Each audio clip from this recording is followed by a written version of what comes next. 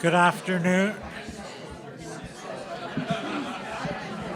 Good afternoon. I'm David Staines, and I chaired this year's Medals Committee.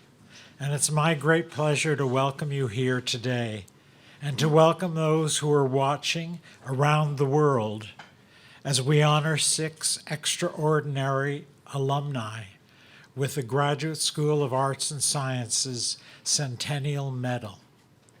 The Centennial Medal was first awarded in June of 1989 on the occasion of the 100th anniversary of the designation of the Graduate School of Harvard University.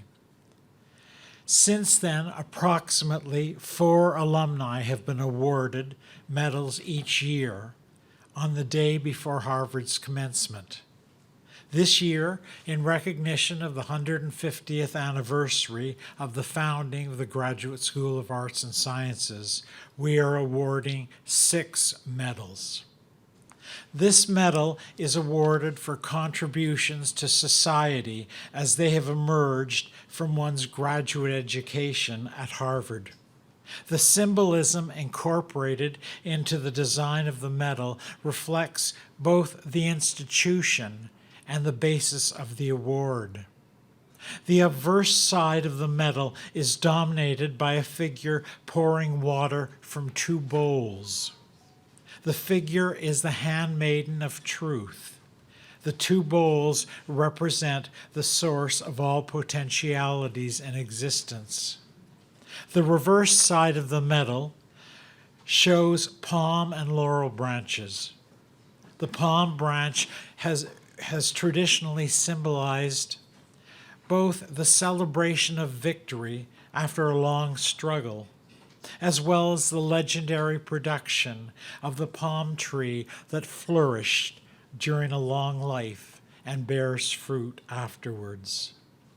The laurel branch symbolizes triumph and learning.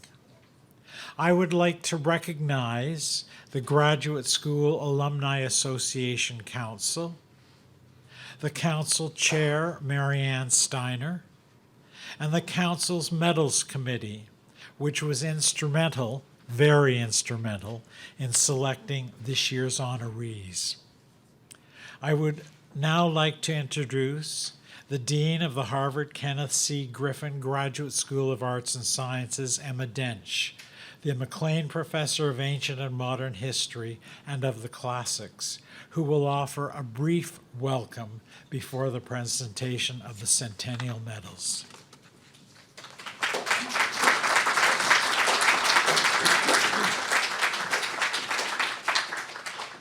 Thank you so much, David, and thank you so much, all of you, for joining us here this afternoon, whether you're here in person, and it's beautiful to see this packed room, or seeing us virtually. Very, very warm welcome.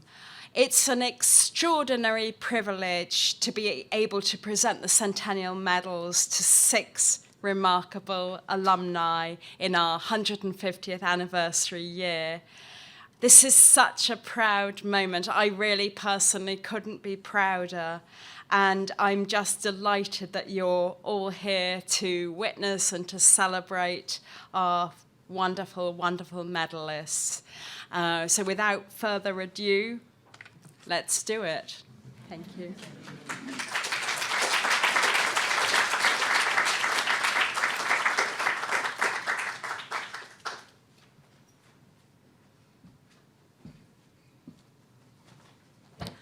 Hi, I'm Chris Wobe, and I will be presenting the citation for Mina Bissell.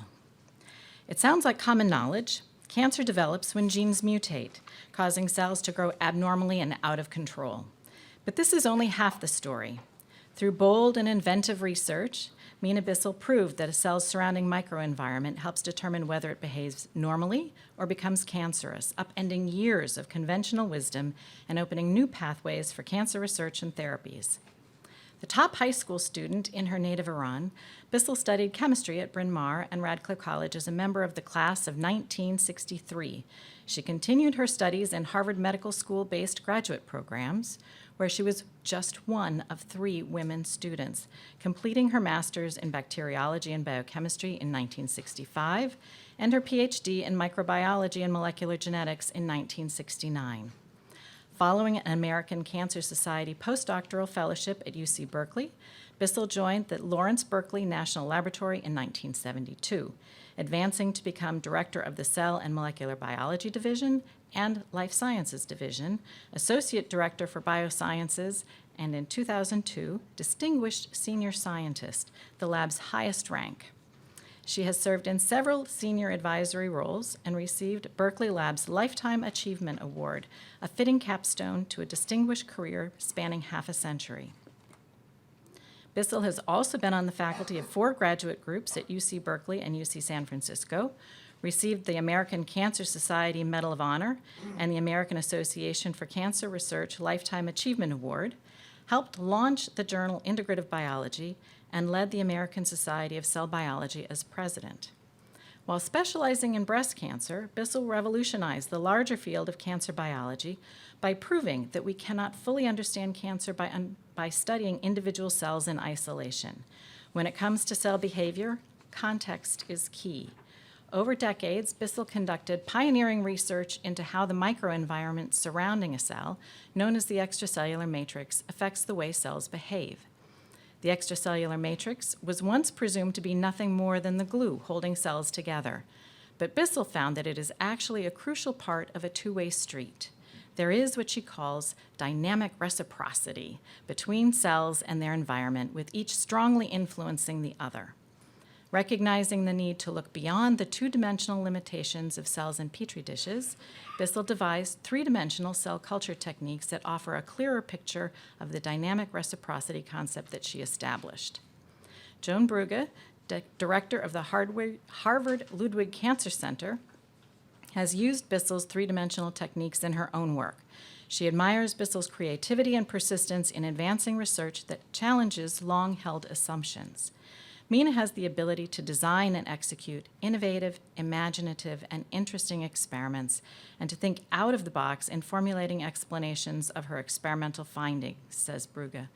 Her concept of dynamic reciprocity is now becoming widely accepted as dogma, but Mina spoke to a predominantly deaf audience for many years and bravely forged on despite skepticism.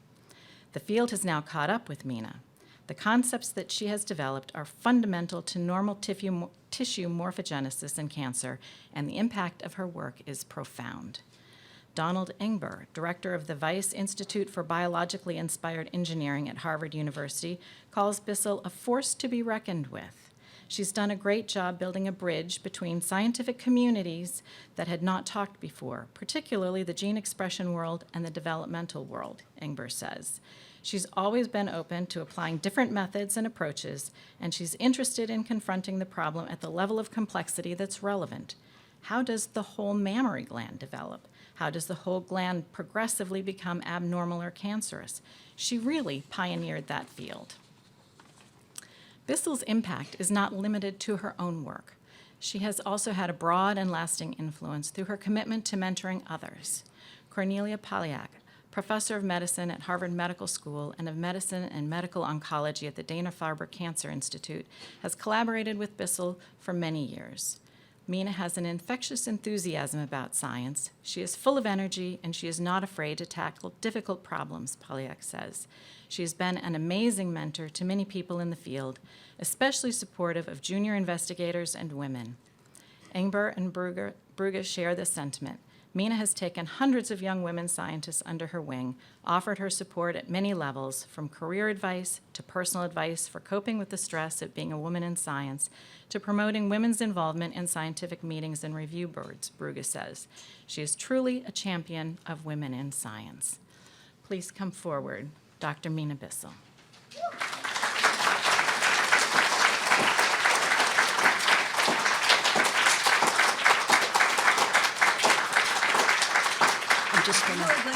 I'm going to formally award you. Mina Bissell. Please, Mina. Be with me. Be with me. Thank you. It's such a privilege. Mina Bissell, for your creativity and innovation in your approach to research, for your paradigm-shifting work on the dynamic reciprocity between cells and their microenvironment, which revolutionized the field of cancer biology, and for the inspiration and mentorship you've given so many women in science. We are proud to award you the 2023 Centennial Medal. And bear with me.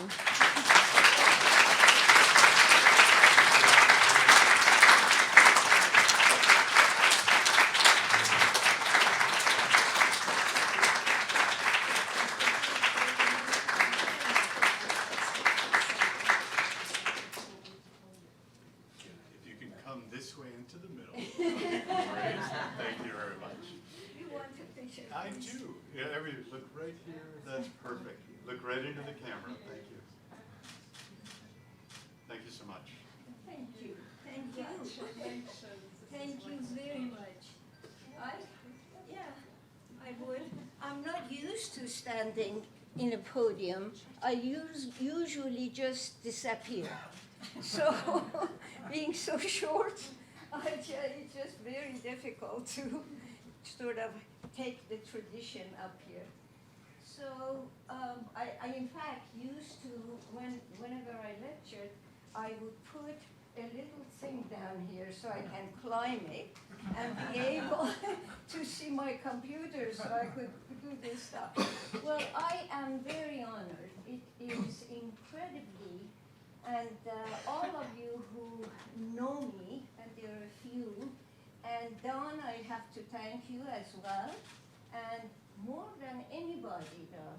I mean, and this is one of those things that I don't do it just to be a nice wife, but it has a lot to do with my husband, who is a professor himself at UCSF. He went to Harvard, he did all of those other things. And we have 2 children and 4 grandchildren. And, so it's a paradigm in those days that people would say, if you have children, you can't succeed. And we have changed that paradigm.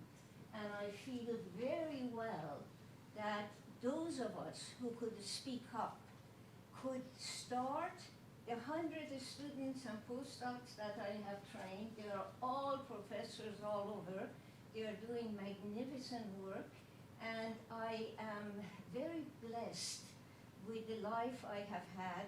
I come from Iran, and I came to US when I was 18.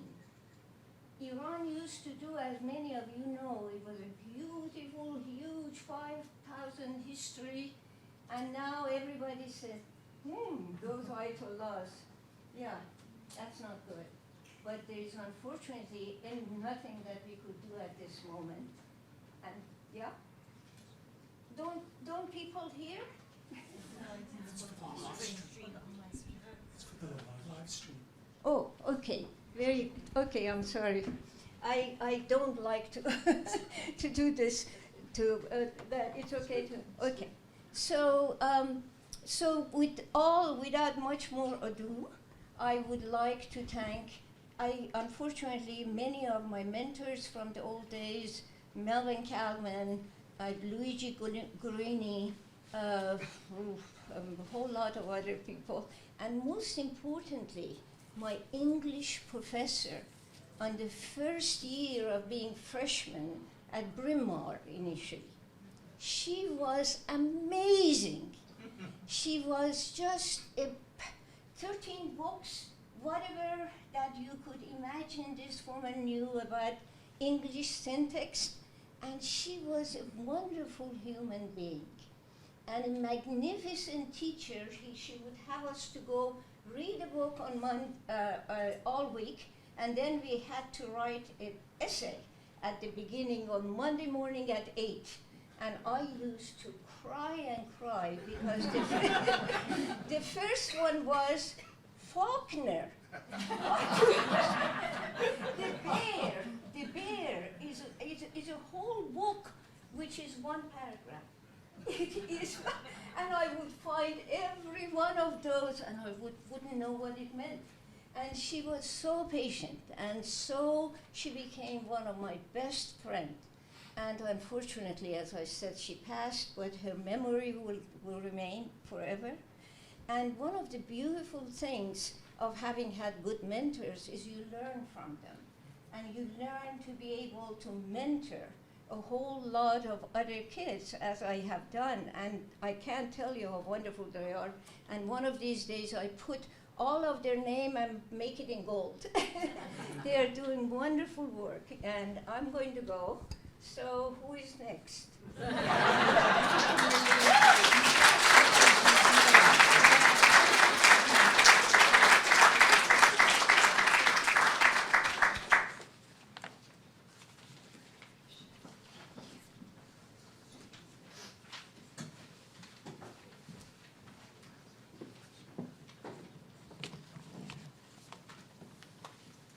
Good morning. I'm Sandy Moose and a member of the Medals Committee, and I'm absolutely delighted to be reading the citation for Catherine Cesarski. With a career spanning 3 continents, the far reaches of the universe, and 10 billion years of cosmic time, Catherine Cesarski is a scientist of rare influence and scope. Her trailblazing achievements in astronomy are matched only by her leadership in some of the highest-ranking scientific positions in Europe. Born in France, Cesarski earned her undergraduate degree in physics at the University of Buenos Aires and her PhD in astronomy at Harvard in 1971.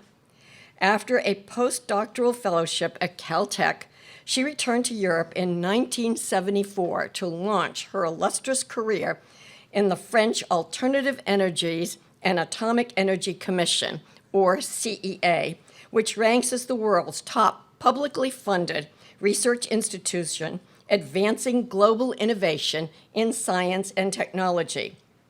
Cesarski led the CEA Astrophysics Service and later the Physical Sciences Division, overseeing a staff of 3,000 pursuing research in physics, chemistry, astrophysics, and earth sciences. She went on to become High Commissioner for the Atomic Energy from 2009 to 2012, advising the French president and government on issues in science and energy. In 2021, the semi-centennial of her PhD, the CEA celebrated 50 years of Catherine Cesarski's astronomy with a conference on topics where her scholarship and leadership have had a decisive impact. Cesarski's early research involved theoretical studies in astronomy, advancing our understanding of high-energy astrophysics, cosmic rays, and the interstellar medium. She then shifted her focus to observation and instrumentation. In the 1980s, she was the principal investigator working on ISOCAM, a groundbreaking high-resolution infrared camera for the Infrared Space Observatory, or the ISO, a space telescope launched by the European Space Agency in 1995. This mission was the first to gather a significant amount of data in the infrared spectrum, which is essential for observations of cooler objects like stars in formation and for our view of the very distant objects from a very long time ago, 10 billion years in the past, a time in the early universe when new galaxies and stars were forming at a higher rate.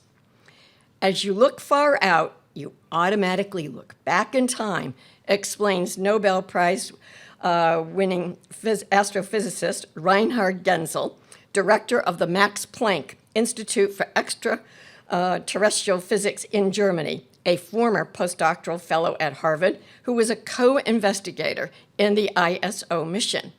In the late 1980s, when ISO's instruments were being developed, suitably powerful and sensitive infrared sensors were not available outside of the military. But Czarsky was able to leverage her connections and her experience to bring the necessary technology into the field of astronomy. She was very far-sighted on this, Genzel says. It was a wonderful achievement for Europe.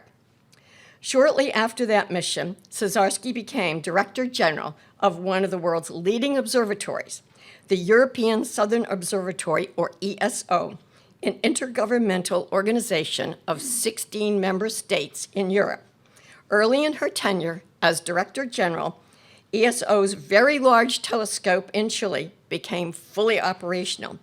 Soon after that, it was used to capture the world's first direct image of an exoplanet and to unlock new knowledge about the supermassive black hole at the center of our galaxy.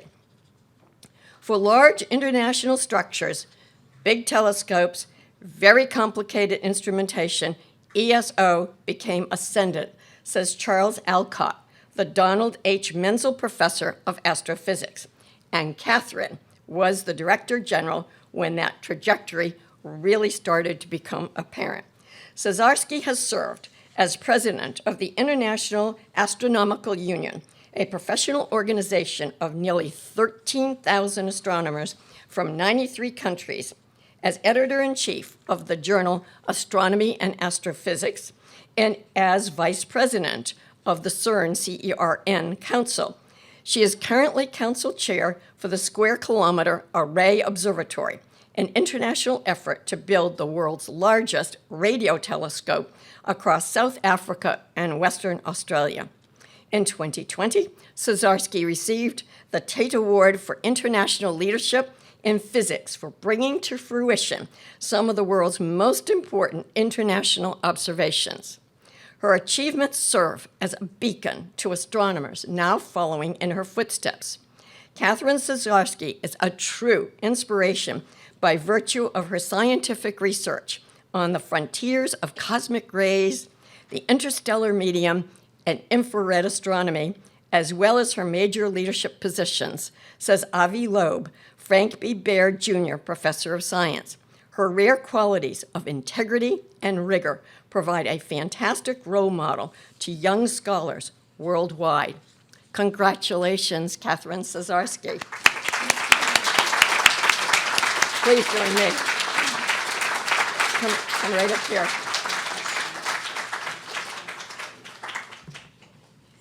Catherine Czarsky, for your influential research in infrared and high-energy astronomy, and for your sage leadership of some of the world's largest and most prominent organizations in astronomy and the physical sciences, we are proud to award you the 2023 Centennial Medal.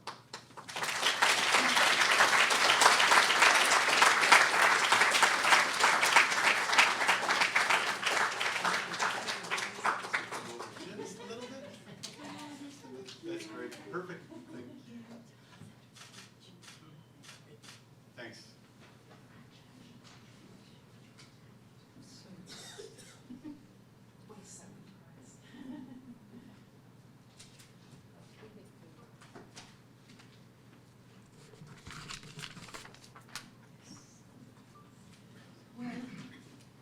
I'm not much taller than Mina, but I have no problem in speaking on a podium. It is difficult for me to hide my emotion at being back at Harvard after so many years, celebrating 150 years of the Graduate School of Arts and Sciences. Therefore, I will read rather than improvise. After obtaining each a master's degree in physics at the University of Buenos Aires, my husband, Diego Czarsky, and I learned on our wedding day that we had won scholarships to do astronomy PhDs at Harvard. A life-changing event, as you may imagine, for both of us. I greatly enjoyed my graduate studies at Harvard. Here, I discovered scientific research in the making, followed courses from great professors, and heard colloquia from the world's top astronomers. I also initiated friendships and scientific connections which lasted a lifetime, some of them in this room. I fulfilled my life dream of doing theoretical work in astrophysics. My papers on cosmic ray propagation and their acceleration, initiated at Harvard, continued at Caltech, and later in France, won me recognition, but after 15 years, I changed gear, as you just heard. I needed more data, not just to do theory up in the air. You have to compare to real world. And I was attracted by the infrared, which I thought was the most promising field, the most open at the time.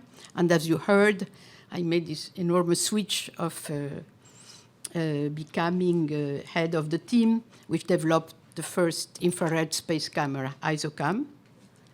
So with my team, in which Diego played a crucial role, we obtaining pioneering results on the interstellar medium, star formation, and galaxy evolution. And in particular, we found that the rate of star formation in galaxies was greater in the past than now, as has been mentioned.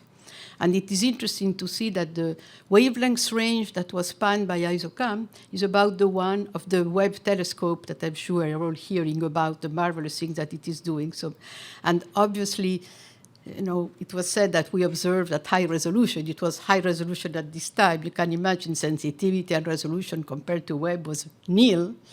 But, and in between the two, there was an American satellite, which also had an instrument of this type. And the PI there was Giovanni Fazio, who should have been here, but unfortunately could not come. And which was, of course, 10 years after us or 15 years after us, much better than ours. So we were the pioneers. They did great work, and now we have Webb. But it was nice to have opened the field. My career led me later to power positions, as you've heard, in my own organization, in European astronomy as Director General of ESO, in French science policy, international cooperation on large-scale infrastructures, where I've been involved in practically any large international organization in such things in the world, I would say. And also the presidency of the International Astronomical Union, where I was the first woman after like 90 years of existence of this union. And the nice thing, after me, there have been several other women. So it was really a change. And I would say that despite a prominent imposter syndrome that makes me suffer right now on the podium, that's why I prefer to read, I am incredibly honored and grateful to Harvard, to which I already owe so much for this prominent recognition. Thank you.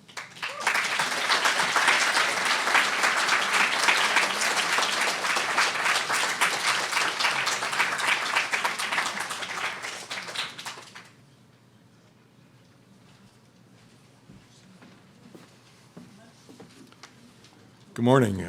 My name is Richard Eckerman. I'm a former chair of the Graduate Alumni Council, and it's my privilege to introduce John Dower, a towering figure in the field of Japanese history. John Dower has shaped our understanding of Japan's emergence after the Second World War and the importance of considering visual culture and everyday life in the practice of history. His scholarship set the standard for a generation of work on the history of modern Japan.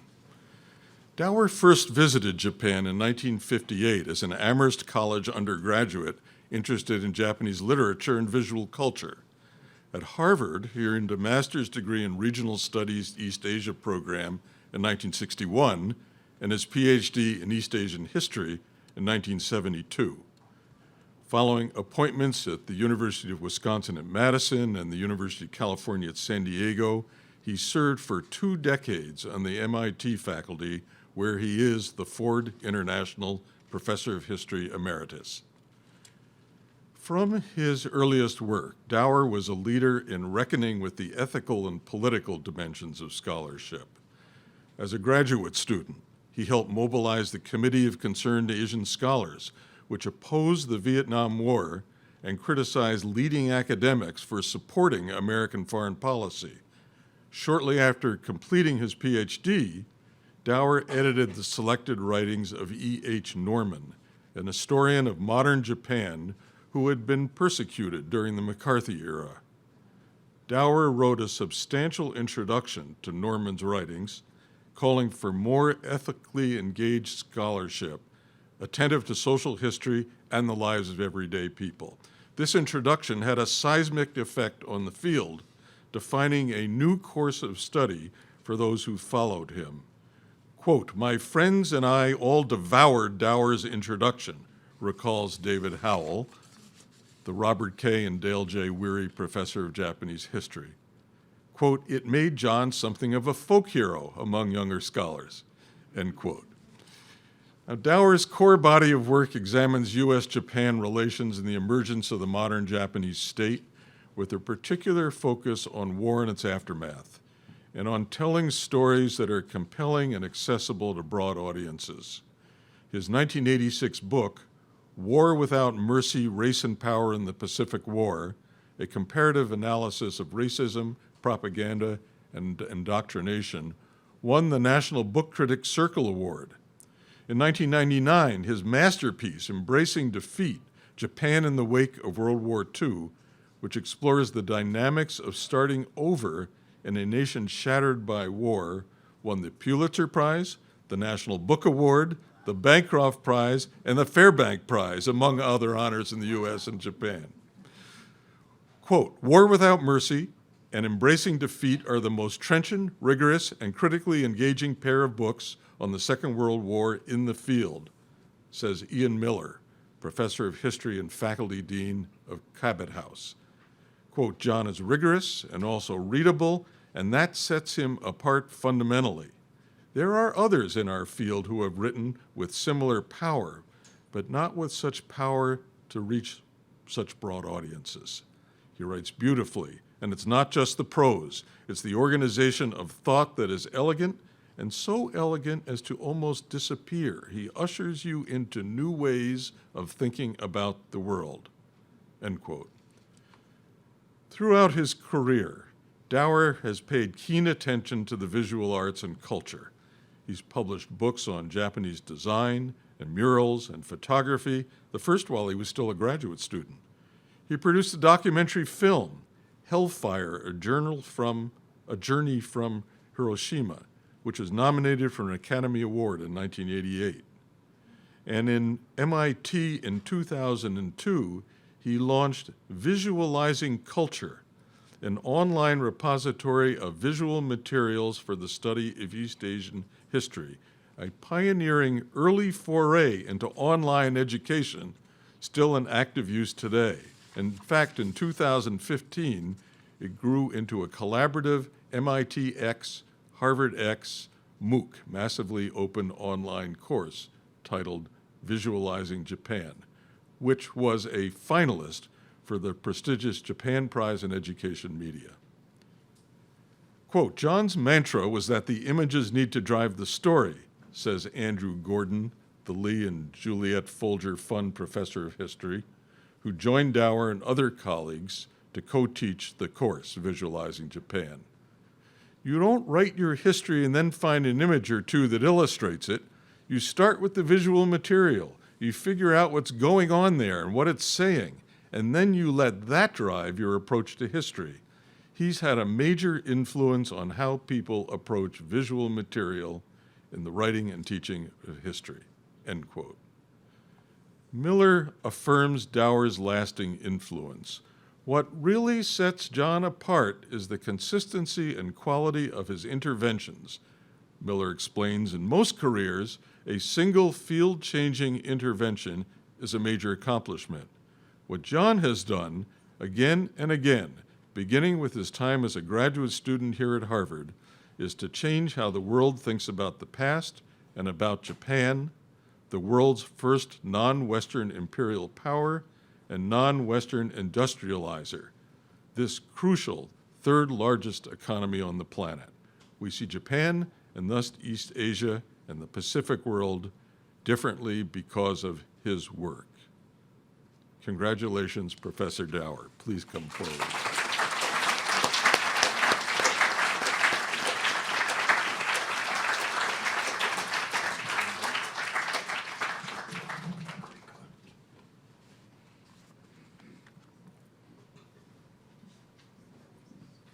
John Dower, for your peerless scholarship on the history of modern Japan, which speaks to specialists and to broad audiences alike, and for opening pathways for so many to understand and appreciate the power of images to illuminate history.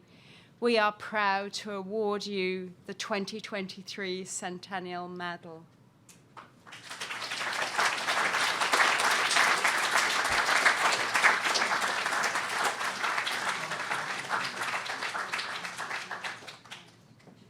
Right this way, thank you. Thank you.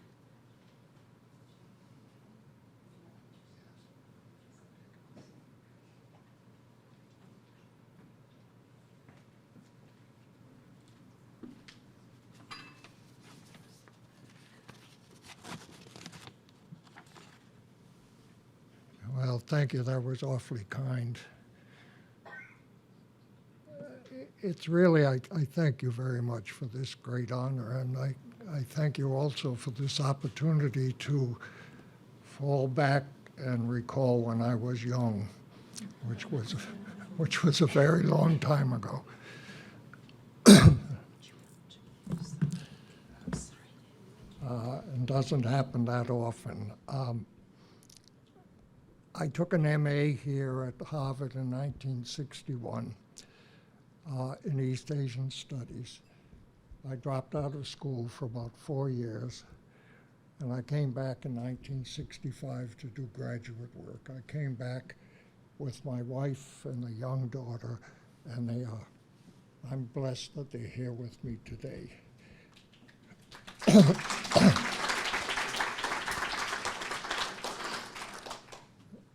I wanted to just reflect on the graduate school years. We had fine teachers, of course. We had incredible libraries to do our work.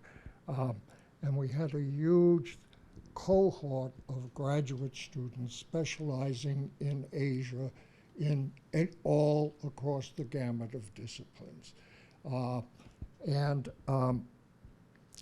the big aspect of these years was the milieu of the 1960s, because they were explosive. Civil rights movement, struggles for equality, feminism, and the struggle for equal opportunities for women, the nuclear arms race with the Soviet Union, the Cold War containment of China were all going on, and most powerful on my generation and my cohort was the Vietnam War. And that had simply a profound impact on us. And it was a very interesting moment. When the war in Vietnam accelerated in 1965, many academics, many people engaged in protests of one sort or another, but the Asia field lagged a little bit behind. And there was a reason for this, and there was a real debate in the field. There was one argument is politics must be kept separate from academia. Well, we were young then, and I don't think we really appreciated where this argument came from, but it came from the 1950s. It came from McCarthyism, which devastated the Asia field. People lost their jobs, funding of the field was decimated.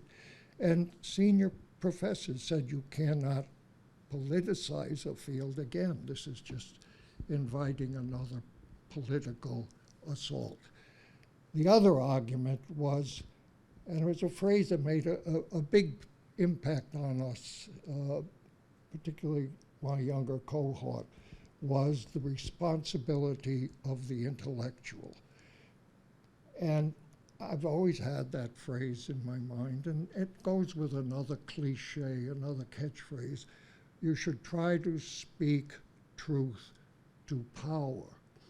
And that was the argument that caught on in the 1960s in my generation, among my cohort.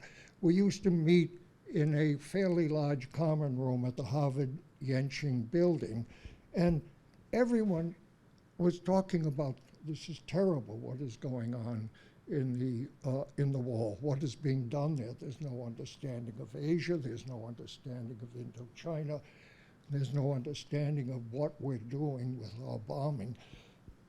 But no one was speaking because of that hesitancy in the field. There was a reluctance to speak out in an organized way. Well, the young people at Harvard and throughout the country doing Asian studies mobilized, and they said, we've got to speak out. We have a responsibility to speak out. It took several forms. Here at Harvard, white papers and petitions, mobilizing the Asia specialists at the university. I would say usually 80, 100 or more people were involved in those. Then secondly, we were asked to do a book, a trade book about the war. And so a group of us dropped our dissertation work, dropped our studies, spent quite a few months organizing a book which was published commercially called Indochina Story. And it was maybe 20 chapters, people using their expertise to go at the history, the culture, the politics, the current dynamics of Asia from many different directions. I think it was a quickie book. Publishers in New York wanted a quickie book, and it came out in hardback and paperback, and it sold, I think, around 100,000 copies. And there was no remuneration because the proceeds went into other anti-war activities or publications. So that was the second thing, Indochina Story. And then scholars said, well, we got to keep this kind of work going. And so we founded a journal at that time of critical Asian scholarship. And the debate at that time was the very radical people said, we're going to write a journal and we're going to get rid of all those footnotes. You know, we're just going to write a good journal for everybody. But the group that won out, and I was part of that group, said, well, you're going to write for a general audience, you can write critical scholarship, and you have to have 3 times as many footnotes as you would ordinarily have in a scholarly article, because your arguments must be scholarly. That journal, that was in the 1960s. That journal still exists. It still goes on. So this is what was going on. This was the milieu at that time. And what this was my baptism as an academic. And I think 3 things came out of that stayed with me whenever I did work. One was, they're catchphrases, but one was the responsibility of the intellectual. You have a responsibility to speak out. One was the incredible creativity and power of interdisciplinary research, of bringing together people from many perspectives and working together collaboratively and really working it out.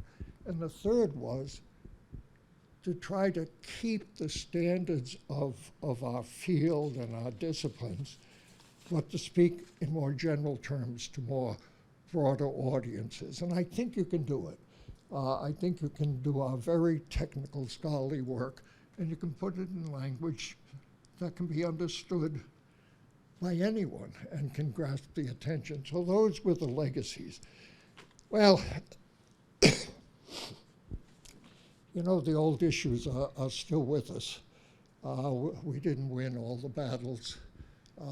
Violence, conflict, inequality is still with us. And now, as I look from my position in retirement, there's a new challenge to the types of things that we were engaged in, and that is the so-called priority of STEM subjects. That the important things now to study are science, technology, engineering, mathematics. And the fields that I've been involved in, humanities, social sciences, liberal arts, are denigrated. And it's a tragedy. So I'm very proud to be here with an organization that is devoted to cherishing and nurturing the arts and the sciences side by side. It's a great honor. Thank you.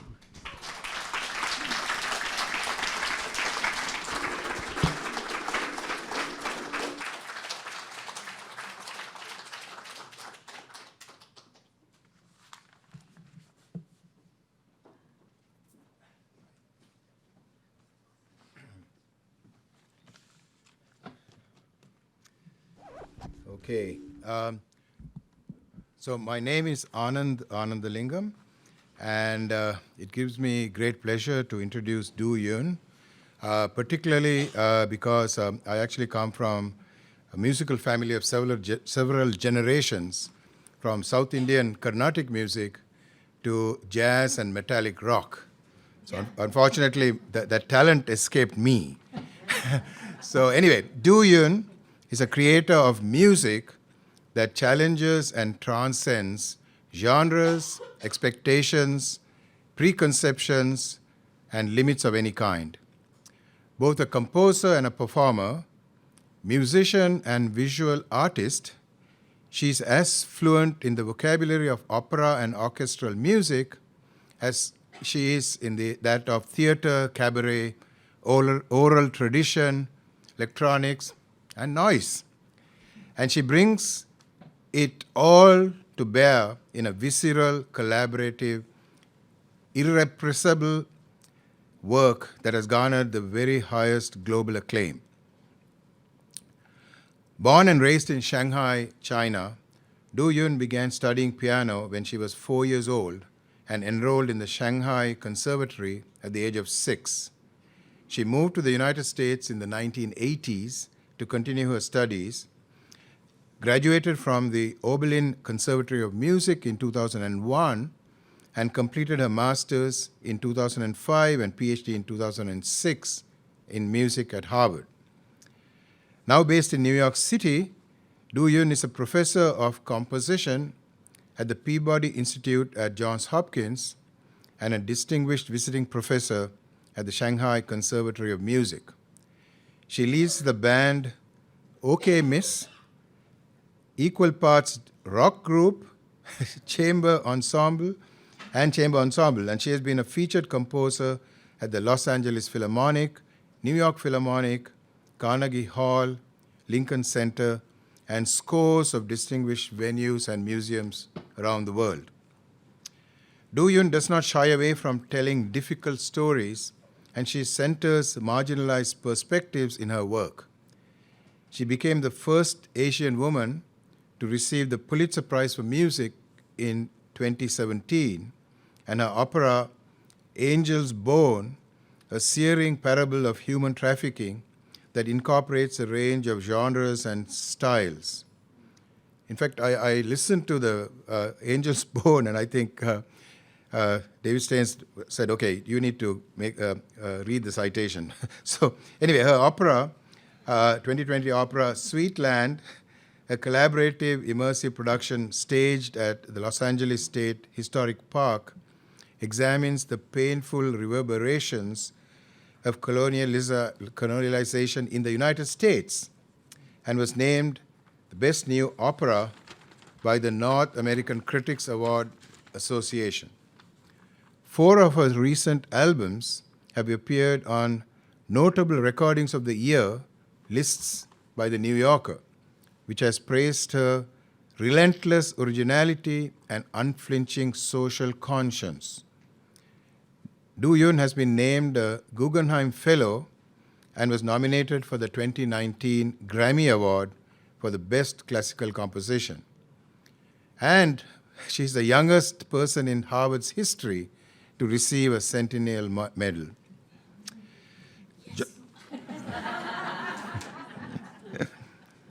Yeah. Joshua Feinberg, professor of composition and director of the Center of New Music at Boston University, was one of Du Yun's principal composition teachers at Harvard. And this is a quote: Du Yun had an exceptional sense of self as an artist, Feinberg recalls. She is deeply collaborative and she is effective at being both a performer and a composer. This is a shift that has been happening in the field, and Du Yun is at the forefront of it. Feinberg adds, when you look through history at composers who have done really well, they seem like such exceptional individuals because they have the right mix of talents and ideas for the moment and for places that they are in. This is what has happened with Du Yun. Ken Ueno, PhD 2005, who's a professor of composition at UC Berkeley, and I guess a close friend and a past collaborator, calls Du Yun my favorite karaoke partner. He was a few years ahead of her in the graduate program at Harvard. It was so refreshing when Du Yun arrived, Ueno recalls. She has a non-hierarchical way of engaging with sounds, which I attribute to how broadly she has been since being able to collaborate with musicians of different backgrounds and traditions.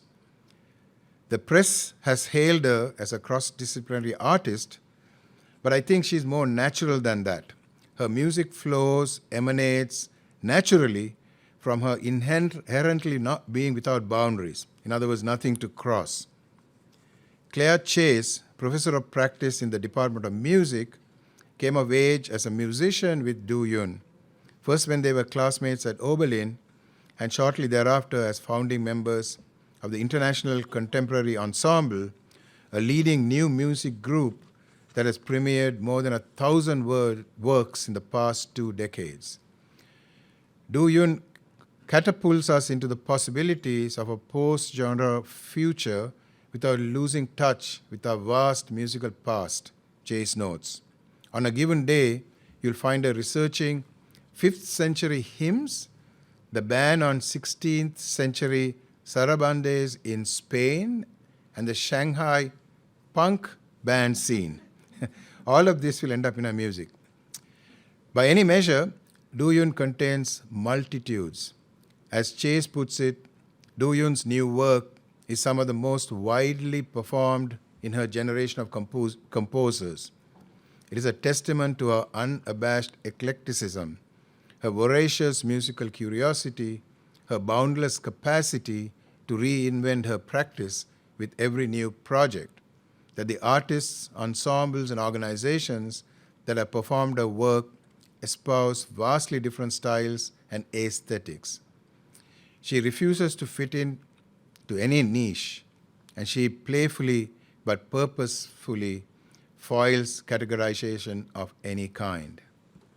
As a composer, performance artist, curator, educator, beloved collaborator, and a fiercely dedicated advocate for her fellow musicians, Du Yun is one of the defining artists of our time. Congratulations, Dr. Du Yun.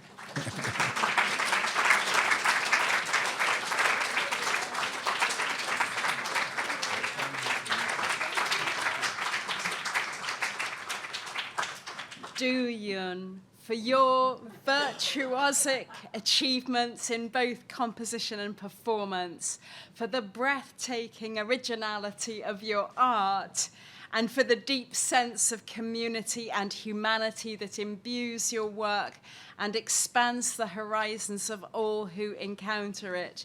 We are proud to award you the 2023 Centennial Medal.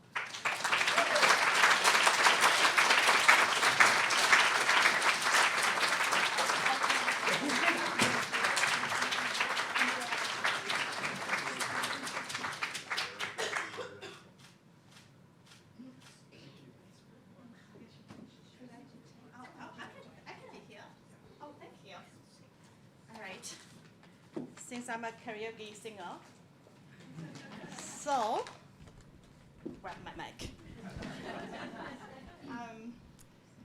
dear Graduate School of Arts and Science, thank you so much for bestowing me with this significant recognition.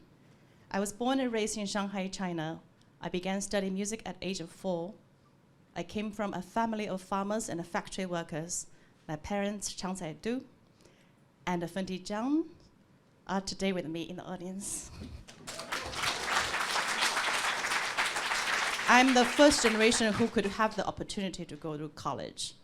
I couldn't be here without the meaningful fellowship that GSAS offered to our music department for our PhD students. I remember in my senior year at Oberlin, applied to 16 graduate schools because I couldn't afford to go anywhere without significant scholarships. It was in the years before the online submission system. I might have driven my professors crazy. Mr. Randolph Coleman, the composition chair of Oberlin Conservatory at the time, who helped me getting the visa for coming to Oberlin from Shanghai. I actually moved to US in 1997, not in the 80s. Among the 16 submissions, Harvard was the first school reached out to me. The day in a cold wintry January in 2001, the day when Professor Bernard Rands of Harvard called me on the phone to tell me the offer, I believe it was one of my warmer days in my earlier life in the US. Yeah. However, getting used to the curriculum at the time was not a smooth ride for me at Harvard. But I was very thankful to my professors, Bernard Rands, Mario Davidovsky, Joshua Feinberg, who had their faiths in me, who saw something in me that perhaps some grades in classes could not reflect the whole picture of who I could be. Now that I myself am a professor, some of my students are walking the commencement today. Yay! I took this into my heart. We have to treat each student with integrity, passion, and most importantly, with individual care, because someone will shine in their own rights. After Harvard came my long decade of transitioning period from being an international student to an immigrant in the US. In a time when wars separate us, in a time when social divide drive us further apart, the contributions of immigrants have long been shaping significant voices for this country, and they also serve as aspirational role models for many young girls and boys from different regions around the world. And many of these immigrants were the international students who left their birth homes, their own countries, their own lands, to pursue their urgency in life, their own voices in this world. We were very grateful we could find a communal place and an educational haven allowing us to do so. Culture is a mirror of the society. Yes, John. It's a reflection of human conditions with multiplicities. It gives us freedom to think, freedom to imagine. When words fail, when words and habits entrap us, and when the world encapsulates us in a babble, music could have the power to free us and offering us an alternative way of telling my voices into your ears and hopefully into your heart. My time spent at Harvard gave me the tools to think critically, to challenge the status quo infected in my field. I hope and now have grown in my teaching, in my own engaging with our world, I could be the guiding shoulders for the next generations to lean on and lift up. Just like many generations who came before me, it took multi-generation to nurture one first-generation college student. Many people from around the world who support and brought over one international student, and one international student who became one immigrant, and to do the best as they can, and to contribute something for this wonderful world that we all call home. And we want them not to be just one, but many. Thank you, Harvard. Thank you.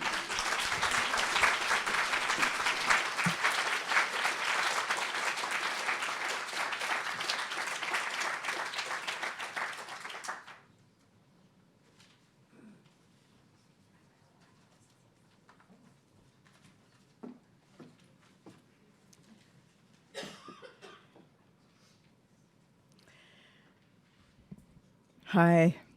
It's been so inspiring. Oh my gosh. I'm Lisette Cooper, a member of the Centennial Medals Committee, and I'm just so delighted to read the medal citation for Danielle Goleman. Today it is easy to recognize the value of being in touch with one's emotions, and for that we have Dan Goleman to thank. Through award-winning journalism, best-selling books, public speaking engagements, and nonprofit leadership, Goleman has enshrined the concept of emotional intelligence in the classroom, in the boardroom, and in the public consciousness. Originally from California, Goleman completed undergraduate studies at Amherst College and the University of California, Berkeley, and his PhD in 1974 in Harvard's Department of Social Relations, a program that combined psychology, anthropology, and sociology. As a graduate student and postdoctoral fellow, he traveled to India and Sri Lanka to study ancient theories of the mind and meditation practices. He returned to Harvard as a visiting lecturer before beginning his career in science journalism at Psychology Today and then at the New York Times, where from 1984 to 1996, he covered psychology, emotions, and the brain. Through this work, Goleman became the first mainstream journalist to bring the insights of scientific psychology and indirectly meditation to the general public. So much of modern science is consumed and digested by only scientists and can have little impact on helping to solve the challenging problems we're facing in today's world, observed his classmate and friend Richard J. Davidson, PhD 76, founder and director of the Center for Healthy Minds at the University of Wisconsin-Madison, and scientific advisory board member at the Harvard T.H. Chan School for Public Health's Lee Kum Sheng Center for Health and Happiness. Dan's work as a science journalist helped usher in an era of bringing psychology and neuroscience to the fore and making some of its key insights understandable and actionable to the lay public. The world has benefited greatly from his brilliant work, and he inspired a generation of science journalists to follow in his footsteps. Goleman is best known for his work on emotional intelligence, a concept encompassing self-awareness, emotional self-management, empathy, and social skills. In other words, how well we navigate our own emotions and those of others. His 1995 book, Emotional Intelligence, popularized the concept and garnered widespread attention and acclaim, earning a spot on the New York Times bestseller list for a year and a half. The book is available in 40 languages around the world and was hailed by Time magazine as one of the 25 most influential business management books. Subsequent works, including Goleman's 1998 Harvard Business Review article, What Makes a Leader, which became the review's most requested reprint and was selected as one of its 10 must-read articles, brought the concept of emotional intelligence to the business world.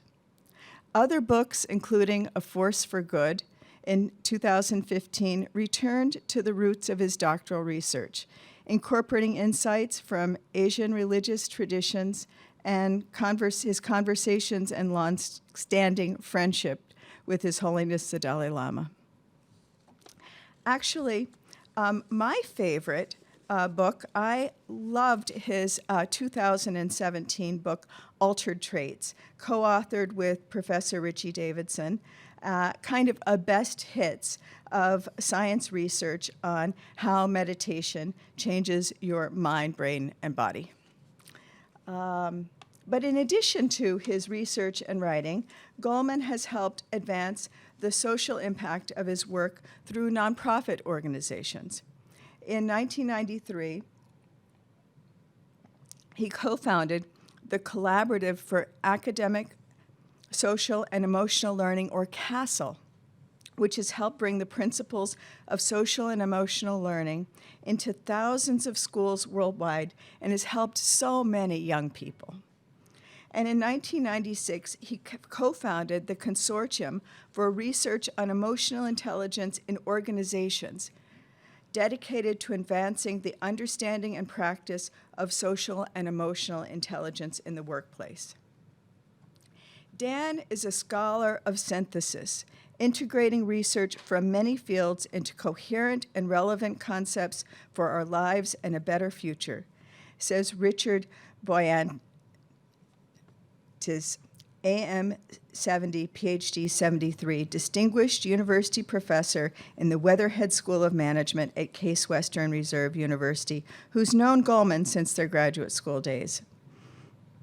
They have worked together closely ever since, including on the 2002 book, Primal Leadership, Learning to,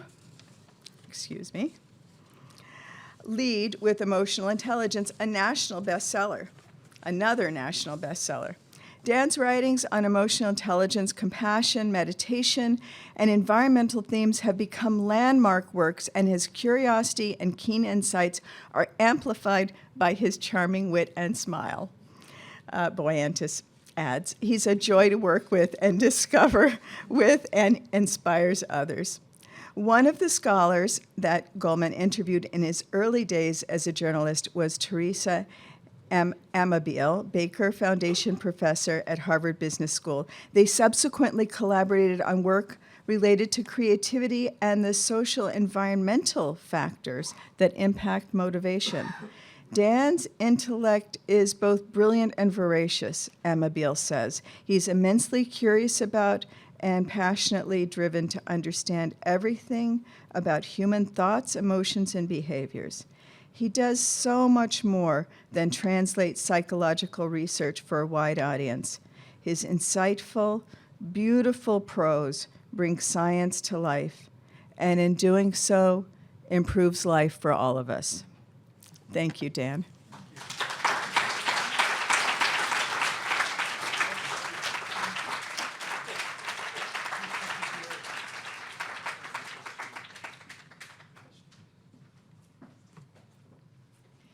Daniel Goleman, for your unrivaled excellence in communicating science and psychology to broad audiences, and for your foundational work on the concept of emotional intelligence, which has had a profound influence on how we understand personal success in the classroom, the workplace, and beyond.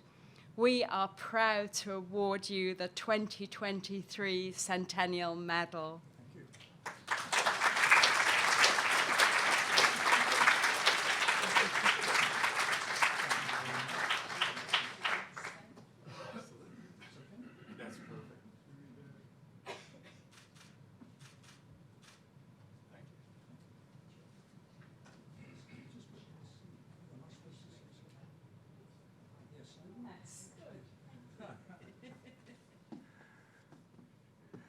I'm very honored. Thank you so much. And I'm particularly happy that my son, his wife, Hazel, one of 6 grandchildren, is here today. My wife, Tara. When I think about it, Gove actually went to graduate school with me. I think he was maybe 2 years old at the time, but still. You know, I was drawn to the graduate school, to GSAS, because of the interdisciplinary nature of the program, as you mentioned, as Lizette mentioned. And at the time, the superstars of my field were there, B.F. Skinner, Eric Erickson, who actually spoke to each other, even though you would never think so. Talcott Parsons, you know, on and on. But really, the lasting imprint of my years at GSAS came when I got that Harvard predoctoral traveling fellowship and went to India. And there I met a very old yogi who said to me, you know, you can plan for 100 years, but you don't know what's going to happen the next moment. And that's the story of my Harvard career. I came back and I thought, oh, meditation, it looks interesting. I think there's a there. So I decided to do my dissertation research on it. And my faculty thought this was the stupidest idea they'd ever heard. Luckily, there was one professor, David McClelland, who was himself a Quaker, as it turned out, who was very sympathetic, became a sponsor, Herb Benson from the medical school joined my committee, and because there was someone from the medical school, they thought, well, maybe it's okay. They let me go ahead. But you never know what's going to happen the next moment, because my professors did acknowledge that this was probably a career-ending move. So my career in academic psychology did end then.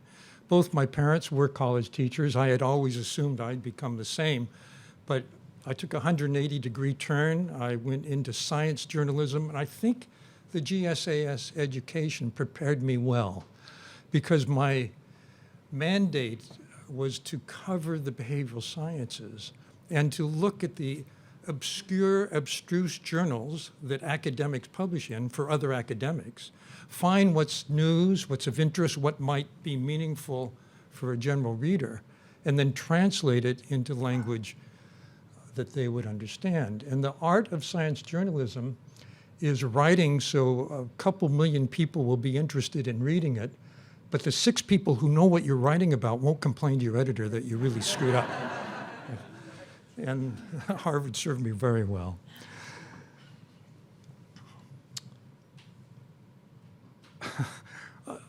When I went into science journalism, by the way, my peers and friends at Harvard basically said to me, what's a nice guy like you doing in a job like that? Like this was somehow scandalous back then. But years later, they're like calling me discreetly, could you write about my work? As it turned out, they saw the value. I always thought of it as being a general educator, taking what the elite knows and translating it for the general public, democratizing education in itself. So I think the real gift of Harvard for me actually was not just the fantastic education that prepared me for what I did, but lifelong friends. Lizette Cooper mentioned Richard Davidson. He and I still are very, very close friends. After all these years, he too wanted to do his dissertation on meditation, but he was more politically savvy. He focused on what was then new, using EEG to measure attention. And now he has a named professorship at the University of Wisconsin, and I don't. But I don't regret it. The other close friend is Richard Boyatzis. He and I have continued to do work on emotional intelligence, and he's been a great thinker and researcher in the field. And here in the room, 2 of my old friends from Harvard, Howard Gardner and Deborah Klimberg, have come, and I want to thank them, and I want to thank you all and the Graduate School of Arts and Science. Thank you.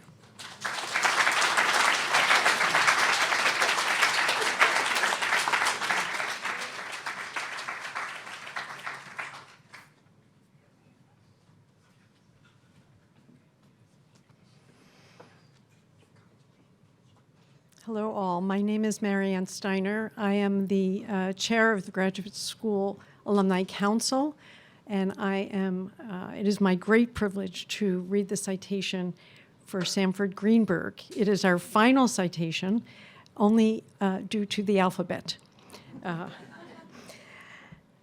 Charles Darwin said that a man's friendships are one of the best measures of his worth.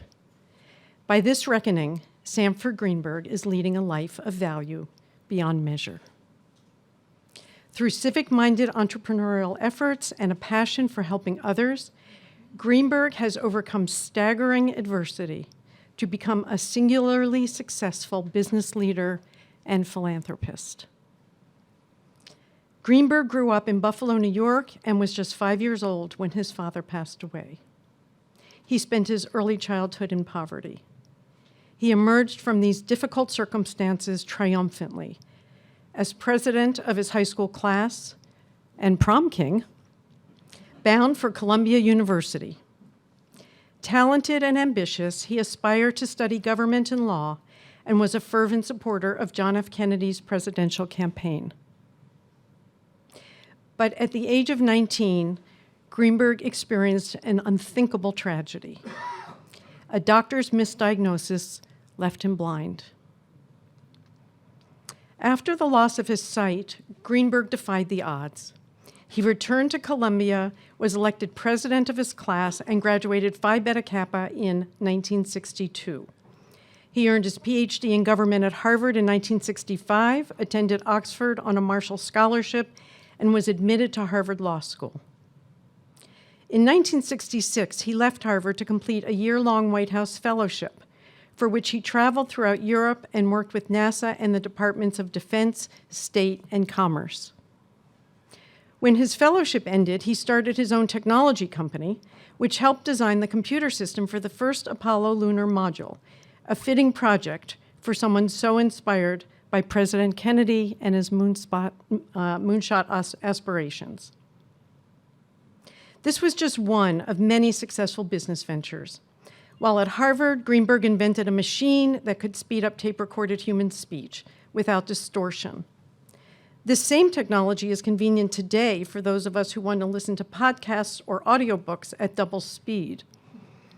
But for the blind, it represents something more significant: the opportunity to absorb words at the same rate as a sighted person. Greenberg's compressed speech machine has benefited millions of blind students. He also helped improve human health by creating the first global database tracking antibiotic resistance and by serving on the National Science Board at President Clinton's invitation. When Greenberg lost his sight, he made a promise to do everything he could to prevent others from suffering the same fate. He has made good on that promise. He single-handedly put blindness on the global agenda at the World Economic Forum in Davos, Switzerland. In 2022, he launched the Greenberg Prize to End Blindness, and in 2012, he launched the Greenberg Prize, and in 2021, Johns Hopkins University, where Greenberg is an emeritus trustee of Johns Hopkins Medicine and chairman of the Board of Governors of the Wilmer Eye Institute, established the Sanford and Susan Greenberg Center to End Blindness. Alfred Summer, MD 67, Dean Emeritus of the Johns Hopkins Bloomberg School of Public Health, has known Greenberg for more than 30 years. He recalls being astonished by Greenberg's skill on the basketball court, even without the benefit of sight. He says, "Sandy's ready to take on everything. He is in control, and he does not in any way give ground because he's blind. He is in charge regardless of what the situation is. He listens and he digests, and he comes up with critical questions." Sandy's got a lot of experience, a lot of wisdom, and he's someone who really goes out of his way for his friends. The author, Margaret Atwood, AM 62, a 1990 Centennial Medalist, was a volunteer reader for blind students while she and Greenberg were in graduate school at Harvard, though the two did not meet until years later.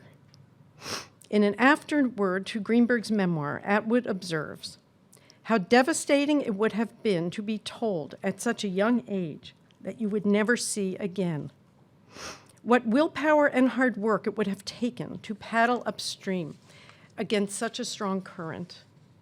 And how encouraging it is to others to hear that it can be done, because Sanford Greenberg did it, with a little help from his friends, but we all need that." And such friends.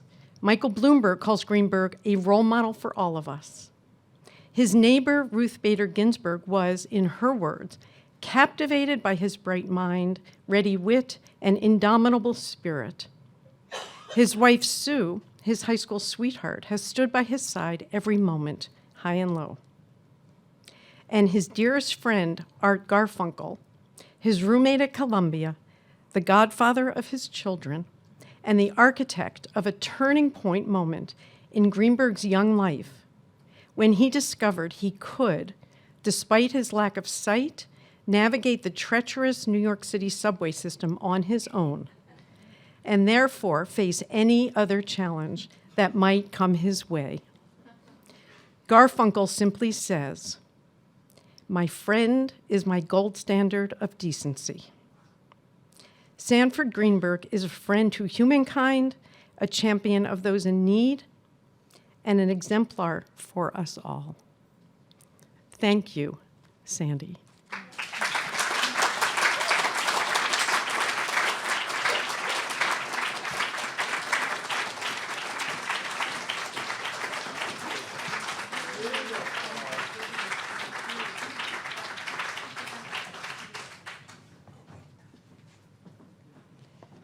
Sanford Greenberg, for your brilliant work on technologies and ventures that have benefited so many, for your indefatigable commitment to ending blindness, and for your forthright and open-hearted embrace of life and the people around you.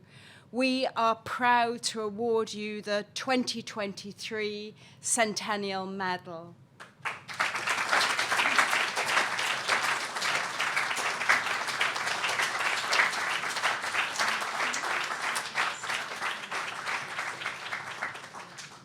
Perfect, yeah. Okey-doke, excellent. And let me get through. One more. Thanks so much.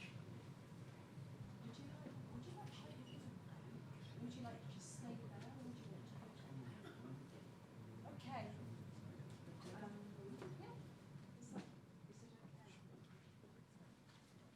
Thank you. Stand back a little bit. There we go. Thank you. Right? Are you good? And there's the other one. Yeah. Microphone here.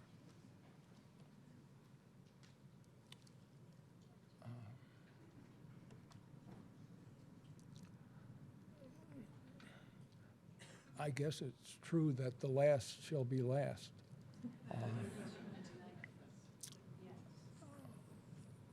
Thank you, Marianne and Emma, for honoring me in this way. It's most appreciated. Maybe, sorry. I'm so sorry. Can I just, Sure, do you mind if I hold it? not at all. We good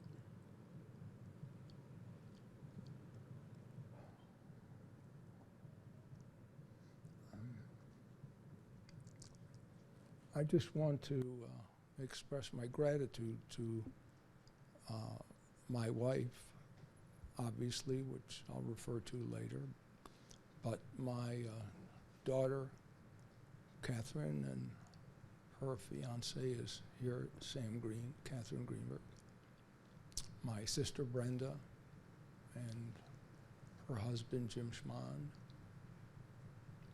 and our very good friend Ana Linares.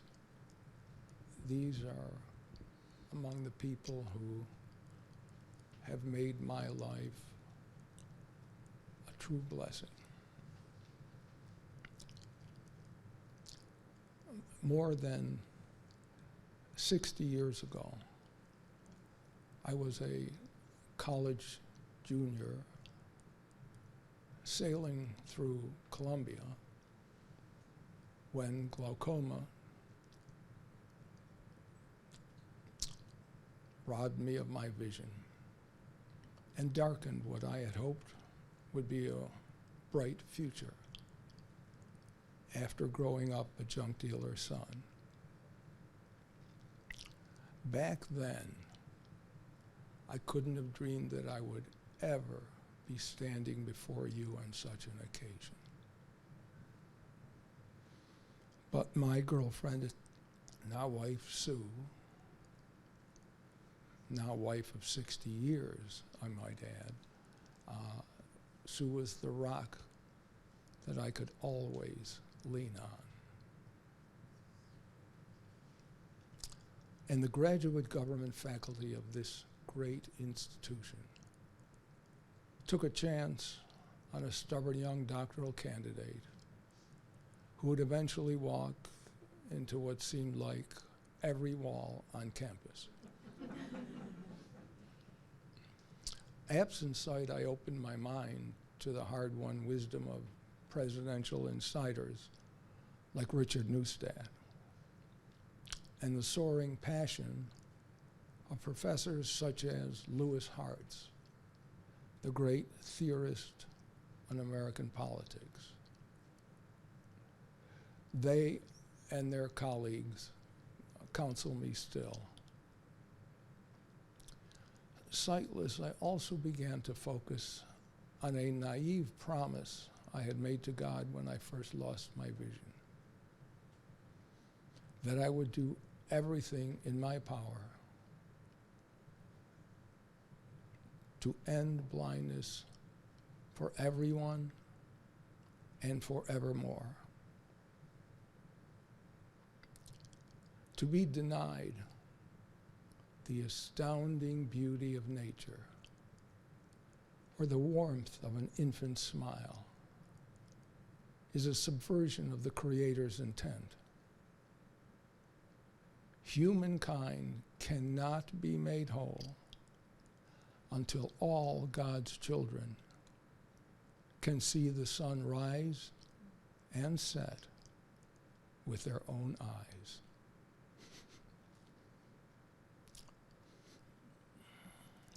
The Sanford and Susan Greenberg Center to End Blindness, which Sue and I launched last year, will not cease striving until this oldest cruelty is vanquished.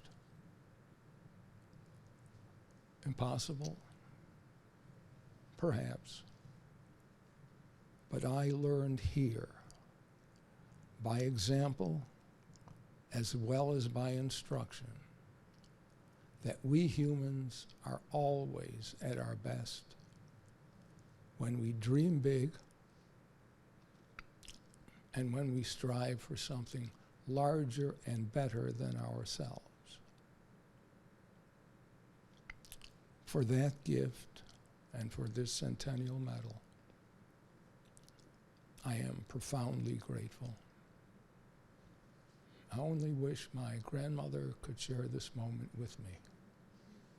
She risked everything to get to this country, and I've been riding on her shoulders all along the way.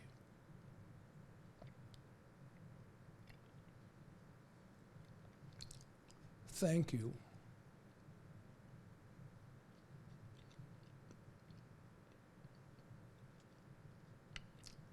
Is only the dim echo of a feeling too deep to express. God bless.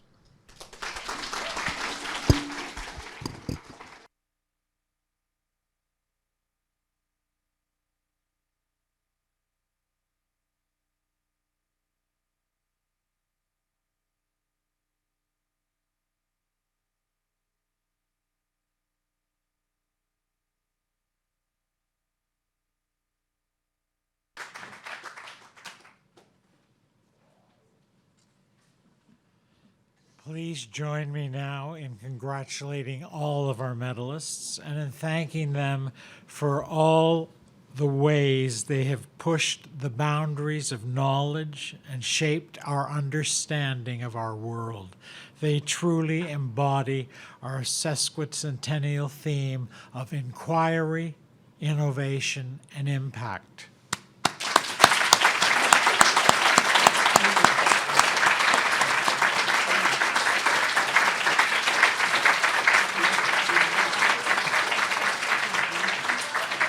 And one final note, please join me for a celebratory lunch honoring our Centennial medalists just across the lobby in the main dining room.